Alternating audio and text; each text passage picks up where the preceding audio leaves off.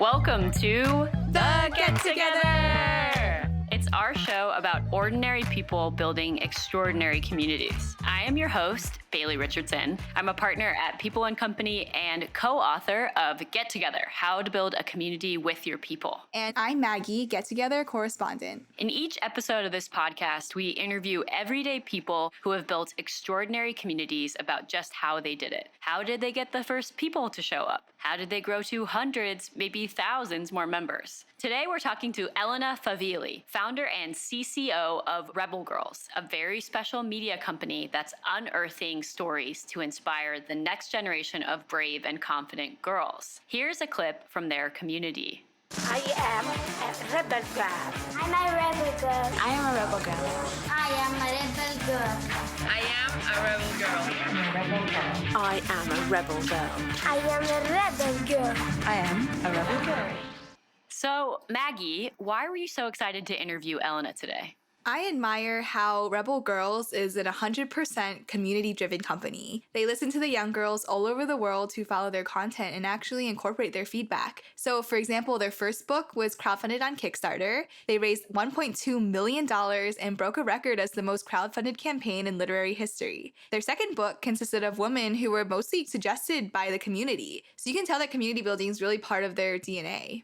Absolutely. I was so impressed by the size and scale of all of these different people reading their books and reading these stories and then contributing them back. We learned about a few ourselves in the interview. So tell us, what's one thing that stood out to you from our conversation with Elena? Elena really emphasized the importance of testing ideas with your community and making sure you're really listening to them. For example, her first book, Goodnight Stories for Rebel Girls, started as a newsletter just to see if people were even interested in hearing these fairy tale-like stories about real women. And she wanted to see if people were interested in more historical women from the present day. Turns out they're interested in both. And then they used Kickstarter as a crowdfunding campaign, not just to get investment, but also to gauge the community's interest. So she's always tapping in and finding different ways to get a pulse on the community that's following her. Great. Love it. Let's jump in. Elena, where you at?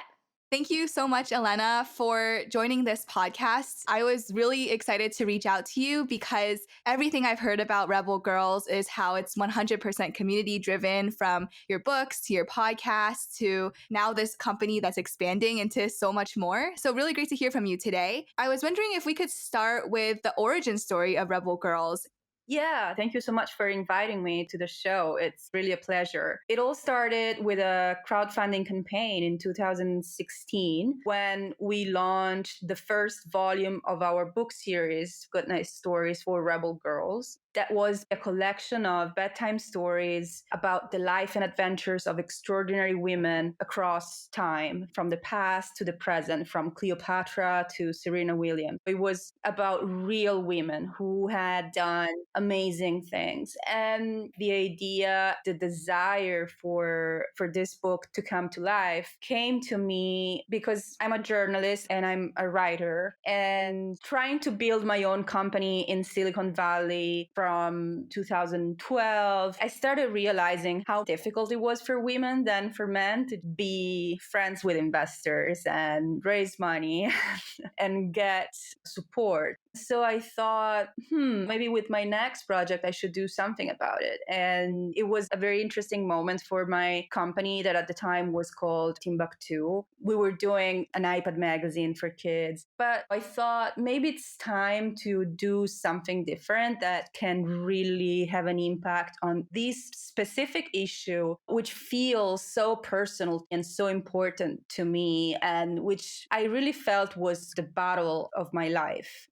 I remember thinking, if there is one thing that I really want to contribute to during my life, is the cause for gender equality. So it was really this need and desire, but also this profound pain, as it often happens, right, with creative ideas or products. It's also very often connected to a pain point that you're suffering very personally. So I started researching around the theme of gender representation in children's books. To my surprise, I discovered astounding researches that were saying that nothing had changed over the past 100 years. The stories that we read today and that we read to our children today still feature, for the vast majority of cases, male characters as the protagonists and the leads of the story. Usually, female characters are always the ones who need to be rescued, or are, in the best case, the helper or the supporting sister, the supporting mother.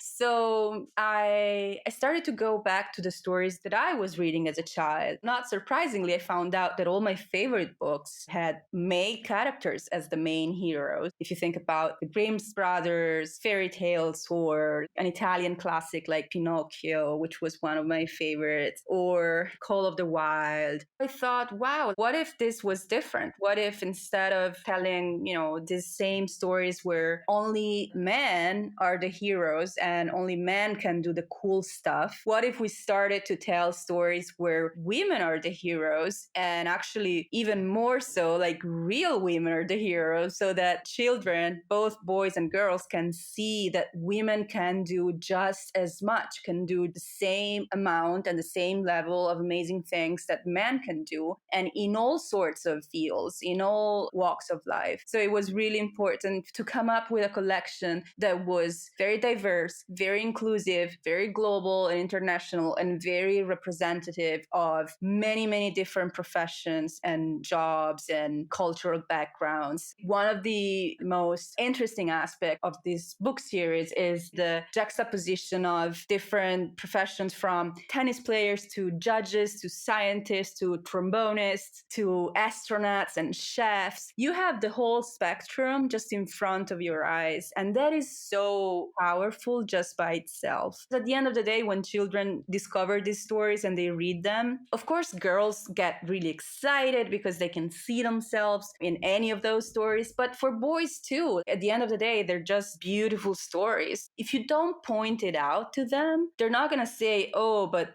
there's not even a boy here, because beautiful story is a beautiful story. So that's where it really started from. And then the crowdfunding campaign became immediately this big success. It actually became the most crowdfunded literary project in the history of crowdfunding. We started with a funding goal of $40,000, and then we ended up raising over 1.2 million. So it was kind of an unexpected, mind-blowing success. And the word of mouth that came out of that was just as incredible. So then we published the book, Volume 1, with the first 100 stories. And in a few weeks, it became a New York Times bestseller. We immediately started licensing the rights for translations in other languages and in other territories. And the following year, we launched Volume 2. Now the book series has been translated into 49 languages in over 85 territories around the world. So this book has really become this global movement of rebel girls who who want to change the world, who want to really change the status quo and redefine what equality means, what power means, what respect means, and what kind of rights they want for their life, right? So it's been a pretty incredible journey. Yeah, wow. I want to ask you more about that crowdfunding aspect. It definitely sounds like the book really hit a chord with women all over the world. What do you think made the campaign so successful? I think it was a combination of a few different elements and was the perfect storm. First of all, the whole idea of creating something around gender equality, especially for children, just came out at the right time. Because when I started working on it and playing with the title Goodnight Stories for Rebel Girls, which was the first element that came to my mind, that was the time when Hillary Clinton was leading her presidential campaign. The whole debate about potential eventually having the first female president was going on. It was a moment in our society where people were, even if just at a subconscious level, just more aware of this change, of this need, of this desire. And remember, this is all pre-Me Too movement. So this is in the infancy of this new wave of feminism that now everybody talks about. But I think that the Rebel Girls really captured a specific moment in time. And so with that, really captured the imagination of our contemporary society, which I think is what art is able to do when it's doing a good job. So that was honestly the most rewarding aspect for me. So certainly there was a matter of timing. And the other reason was that we had studied crowdfunding and a Kickstarter as a platform for several months to see what kind of campaigns were performing the best, especially when it comes to books and editorial projects, like what kind of campaigns have done better than others and what kind of rewards they were offering. Studying the whole ecosystem of crowdfunding is really, really crucial for the success of your campaign, because you need to build like this machine. Then when you hit the launch button, everything starts working, domino effects. Then, one piece like pushes the next and pushes the next. So studying how viral effects work on Kickstarter was also very important. And then I think that building our audience before launching the campaign was the other distinctive factor, because sometimes people think that to launch a Kickstarter campaign, you just need to have a cool page, a cool video, cool rewards, and then you click the launch button and it's done. But in reality, if you don't have a first initial audience that is ready to buy your product and that is been following you along your journey, so that when you launch, they're just waiting for you to launch, to be the first one to pre-order the book with all the perks that you're offering. It's very difficult for a campaign to have that kind of snowball effect, because it takes more time for you to make your campaign visible. And it's known that the first few hours are the most crucial hours for any campaign. It's really important for any creator to drive the most amount of traffic and attention immediately after launch, so that your campaign gets traction. Kickstarter notices that there's something cool going on that's new on the platform. They help you promote it. And then, this snowball effect starts very rapidly building up. Yeah. So you mentioned building your audience beforehand. Before you even launched the Kickstarter campaign, it seemed like you already had a community of girls following you, starting from your work with Timbuktu Labs. Can you tell me more about what that audience looked like and how you built it?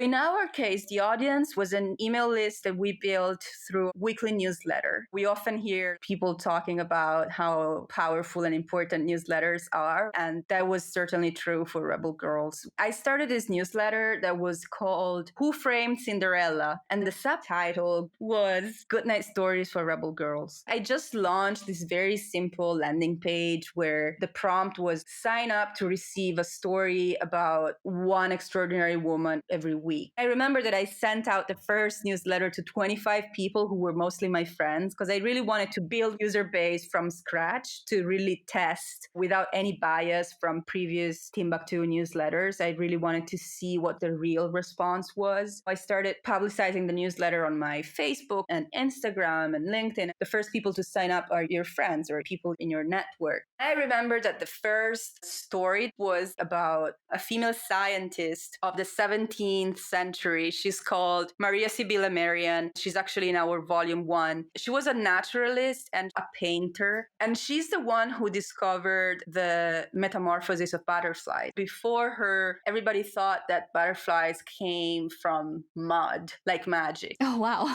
She was an amazing scientist and artist, and nobody believed her for quite some time. And then she decided to prove her own observation and discovery. She decided decided to leave Germany, and she traveled with her teenage daughter on a ship to Suriname, and they spent months there studying the insects of the forest and then drawing how these insects change during their life and basically showing the process of the metamorphosis. When she came back, she published finally this study, and then metamorphosis became accepted as a scientific thing. So I sent this first story and I received this amazing response from my very limited group of readers at the time. Mm-hmm. And people were saying stuff like, oh my God, this story is so cool. I didn't know anything about this woman. I would love to know and to read more stories like this one. And so every week I just kept going and I just kept sending more and more stories. That's where I tested this idea of combining stories from the past with stories from the present. Because,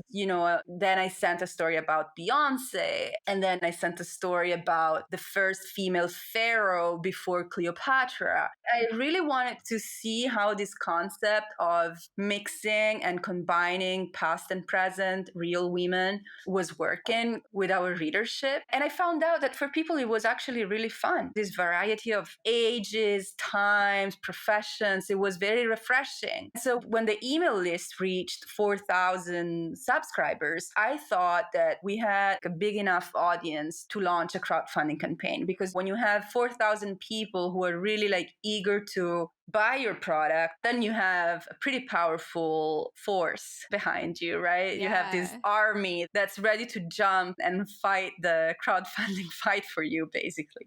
Yeah, and it's really cool, again, about Rebel Girls being so community driven. The fact that you started with a newsletter, I mean, that's an email, right? So it's a two-way street. People can reply directly to you, share their feedback. You get to build from that. And then transitioning to a Kickstarter campaign, again, that was a big community driven effort, less so than just pitching the book to a big publisher. So what drove your decision to do Kickstarter in the first place? Why was that community element important? Well, first of all, we looked at Kickstarter as an alternative to traditional fundraising and VCs and institutional investors. We really thought that this book could be the beginning of a larger media company. We knew that it could become a larger like it is now, but we also knew that it would have been very difficult to prove to some traditional investors at that time. So Kickstarter and crowdfunding in general was really this alternative route for funding more than anything else, for pivoting our company towards this new path. So it was a business decision more than anything else. Honestly, we also knew that this concept that we had in mind for this book was so new and different from most anthologies and collections that you find out there. And this idea, especially of collaborating with more than 50 different female illustrators from around the world,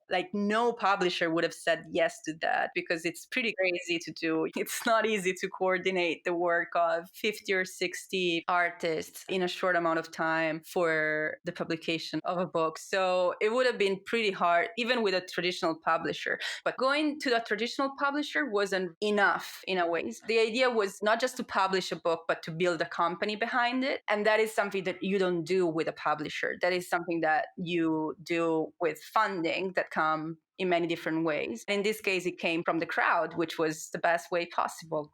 One thing that stood out to me from your background is that you have an MFA and you have a very strong background in the arts. And also you're Italian, so it's in your blood, clearly. Italian, sure. Completely creative. Yeah. And it stands out to me as having a very high standard for the aesthetics in the book, that you would want so many different female illustrators to be a part of it. Like you said, it's not an easy decision. It takes a lot of work to coordinate that, and it requires having a strong vision and feeling clear about the need for such a diverse group of women to be contributing illustrations. So I was just curious, why did you feel so strongly about having so many different illustrators join you in this project? Yeah. So first of all, for me, the idea was for this book to be also a platform to showcase the best contemporary female talent that we have around us today. I thought this could be perfectly aligned with the mission of the book, with the values that we're trying to portray. So that was the first and biggest reason. I think this vision for equality and trying to lift each other up as women in every possible way was so strong that I was confident that we would have overcome the impossible, even working with 60 different artists at the same time from different corners of the globe. The other reason was that I really wanted these portraits to be very unique and different, because I noticed that in most anthologies out there, usually there's just one unifying style for the illustrations, which makes the whole visual experience less rich, right? For me, it was really important to show the uniqueness of each one of these women. And I thought that it was extremely important, especially because for women, representation across media is never personal, never unique. Women tend to be represented in the same way, as if they had just one body, one skin color, one type of hair. The whole theme of body representation for women is huge, right? If you look at the stats and at the numbers on representation of different races and features of your body, it's incredible. The stereotypes are still so much ingrained in children's books, in school books. So I thought it was really important to commission these portraits to different women with different styles, coming from different geographies, and so coming from different cultural backgrounds, so that we could have this incredible diversity of portraits that were speaking to the diversity of the professions, that were speaking to the diversity of being a woman, just in general. I honestly think that this is one of the main reasons why these books stood out so instantly, because it feels different when you open it and when you scroll through the pages. And I think it's also one of the main reasons why this book became so widely adopted internationally and not just in the US, because people here find portraits of women of all kinds, of all types, of all body types. Anyone from anywhere can find a little piece of themselves reflected in one of these portraits, which is incredible. And it's quite rare for one single book to accomplish something like this. Yeah, women can be represented pretty one-dimensionally, pretty flat characteristics in media, and it's great for this community of illustrators to be depicting woman by woman. It's very meaningful. So I also want to talk about your sequel, Goodnight Stories for Rebel Girls 2. Obviously, the book was such a big success and really resonated with a lot of people. And I heard for the sequel, you ended up crowdsourcing a lot of the ideas of women and got a lot of feedback from your community. Can you tell us more about that? Yeah, that was actually a fun part of the process, because as soon as the first book got published, we started receiving emails from our readers saying, "Oh, what about this woman? Or what about this one? Why didn't you include this one?" Because of course, you don't just complete the representation of the female universe with 100 biographies or stories. And so we started receiving pretty constantly this incredible amount of recommendations and suggestions, which was incredibly helpful for us, because they brought us in touch with stories and women that we wouldn't have had any access to. For example, the stories of the Black Mambas in South Africa is one of them. It's a super cool story of this group of women who protect endangered species. They are basically recruited as rangers in different parks. That's one of the stories that was suggested by one of our readers. So yeah, volume 2 naturally came as this evolution of volume 1, because we felt that there were so many stories that had been left out.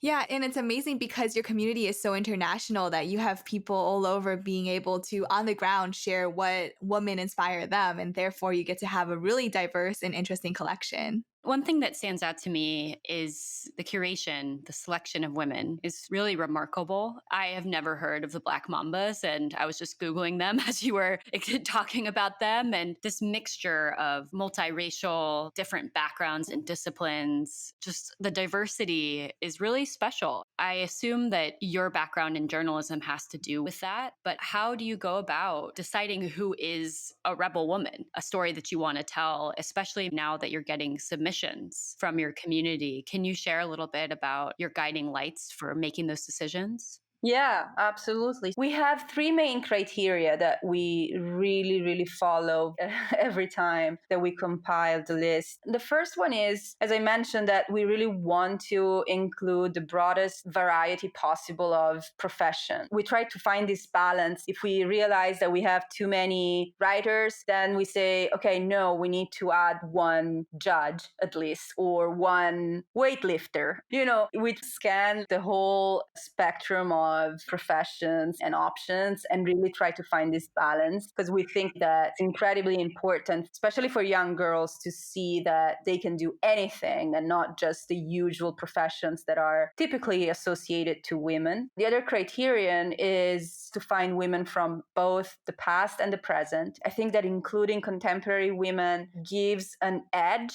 to these collections that makes them really stand out, because it's important that people realize that extraordinary women are not just the heroes of the past, but they are around us every day today. They are already part of our communities. We just need to look a little deeper and more carefully, but they are already there. One example that just comes to my mind, which in connection to the podcast, one of the narrators of our season 3 is Kate Delorier, who's the first woman who climbed the seventh summit and then skied down. Wow. Wow. Amazing. Massive accomplishment that not many people know about.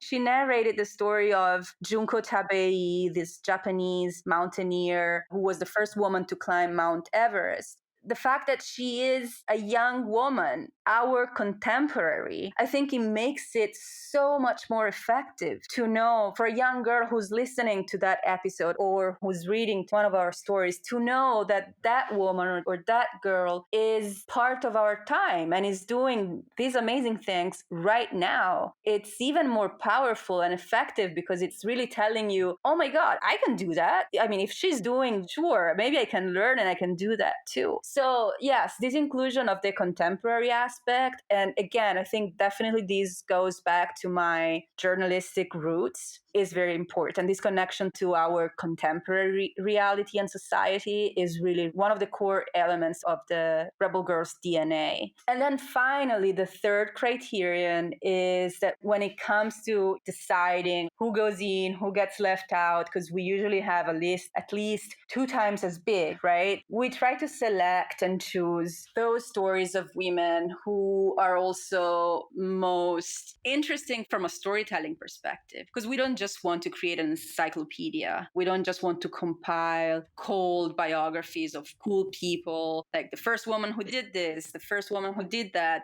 like the Black Mambas. If you think about them, they didn't break any records. They didn't climb any mountains. They're not famous in politics or whatever, but they are doing extraordinary work and inspiring work. And so, yes, what an amazing story. So we always try to include those stories that also have this magical aspect that can really kindle the fascination and imagination of children. I'm curious about the research aspect, because it seems like for all the stories you're curating and telling, you're sharing them from a very different perspective, a very human perspective, highlighting the struggles and the strengths of each woman. How do you go about, especially for the women in history, how do you go about finding those details to be able to include in the story? That's really thanks to my team.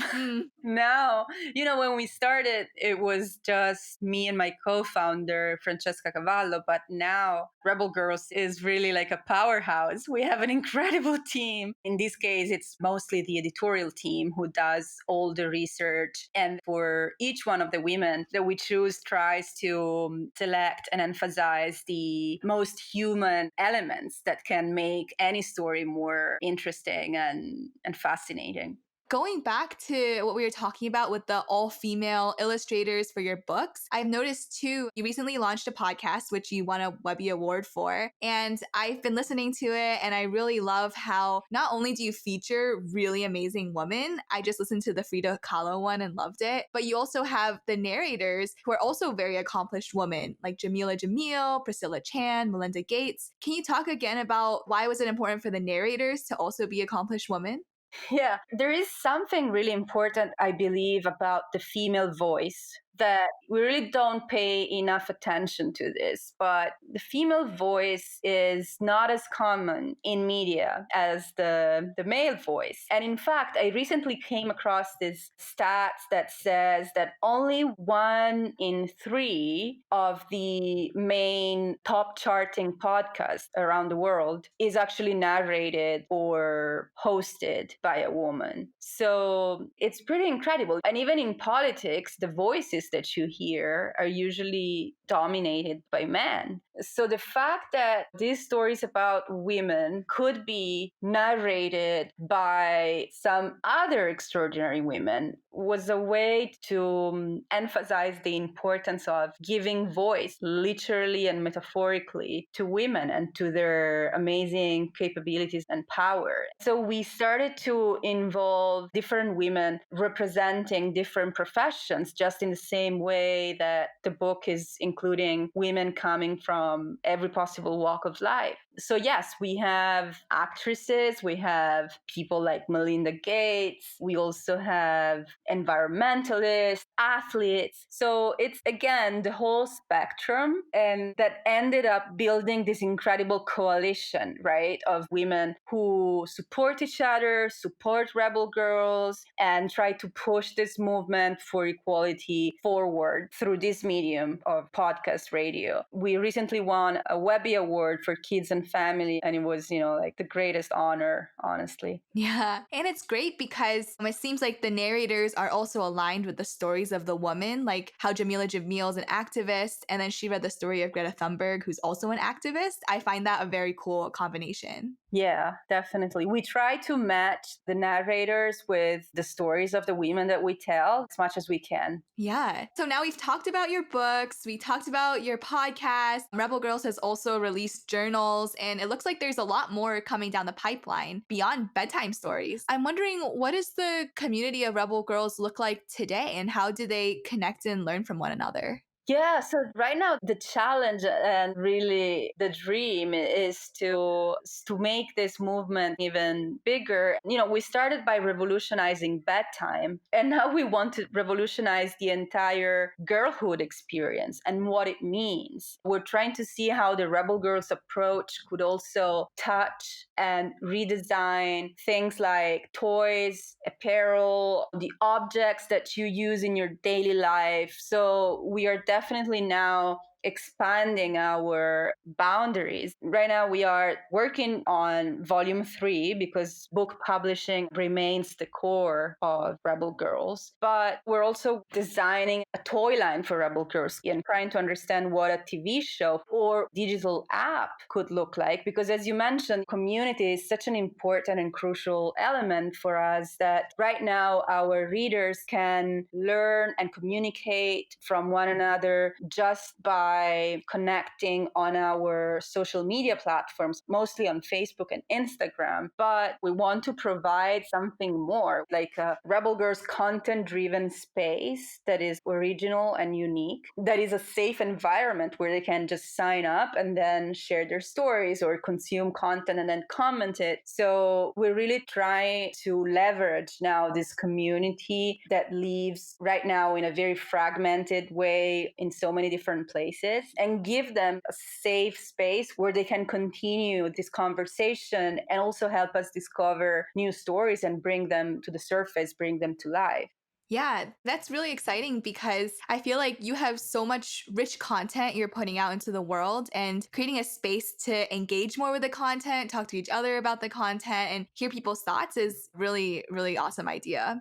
So any other thoughts about the future of your community? For example, I saw you have an upcoming book being released this October about immigrant women. Maybe you could talk a bit about that? Yeah, so the third installation in the Goodnight Stories for Rebel Girls book series is entirely dedicated to immigrant women. It's actually called Goodnight Stories for Rebel Girls, 100 Immigrant Women Who Changed the World. We thought that it was the right moment to talk about immigration and to have an entire collection dedicated to this theme. Because, women are such a big piece of immigration. But again, it was so rare to hear stories about them or from their perspective. And honestly, I was so tired of hearing immigrants as just numbers as opposed to people. Plus, being an immigrant myself, I have even more sympathy for this theme. And I think I have an even deeper understanding for some of the struggles and difficulties of trying to live in a new country and to create a new life in a new country where you have no one really. And of course, also, we thought that it could be very interesting to show all the different phases of immigration, because immigrant is one of those words that is used so generically and so vaguely. And also, it's one of those words that, unfortunately, thanks to all the anti-immigration politics that are now very predominant pretty much all over the world, is also associated to fear, right? Immigrant is one of those words that definitely has a strong association to fear, consciously or subconsciously for most people. So for us, for Rebel Girls, this was also the occasion to show how many different things immigration can be, how many different walks of life it can encompass. And so to open up the conversation about it and to make it less confused and also, less terrifying. Sometimes you hear people talking about immigrants like they're coming to get us or they're coming to take control of whatever we have. So it's important that we show children the beauty of immigration, the value, the contribute that immigrants bring to any country, so that then when they grow up, hopefully the politics around immigration will be a little better. Yeah, that's great. So any other thoughts about the community and where you want to see it evolve in the next few years, next decade? The biggest dream is for this coalition to become bigger and bigger and to involve people of all ages, just like our readers, and to really develop this global community of self-identified rebel girls who at some point start just to organize themselves and do something for their communities. Because as we know, and as we're seeing today, especially in the US, people are tired of oppression. They really want change. They want to take action. So the biggest dream is for this company that started with just a book to become this larger platform for change, for social activism. Amazing. That's very exciting to see where it'll go. So I just wanted to wrap up asking you, Rebel Girls has done such a good job building with your community. And I'd love to ask you, what advice do you have for other companies who want to be more community driven in their approach? I think the biggest and most important advice is to just listen to your community and start building a very open and honest dialogue early on with them, and just talk to them about what you think it's important, what is the thing, the subject area, the theme that you're working on. Listen to what they say, how the words that they use to describe that same problem, what is their perspective and what are their fears. That is the most powerful way to get an initial sense, an initial grasp of potentially big and deep problem that you might solve with your product or with your company. Just to say thank you for doing what you're doing. My mother was one of the first airline pilots for United Airlines, so I grew up with a female role model like that. Yeah. Wow, congratulations. Thank you. Every year that passes, I understand more and more how much that shaped my imagination of who I was in the world and who I could be. So thank you for doing this work. It's a wonderful collection, and I'm going to buy them for my mom. Thank you. No, thank you for having me and for these beautiful questions. It was a pleasure to talk to you. If you want to connect with Elena Favilli and Rebel Girls, you can find them at www.rebelgirls.com. You can find out more about us, the people behind the podcast, at our website, peopleand.company. And also, our book is available. You can check it out at gettogetherbook.com. It's full of stories and learnings from conversations with community leaders like this one with Elena. And last thing, if you don't mind, please review us and click subscribe. It'll help these stories get out to more people. Great. We'll talk to you next time. See ya.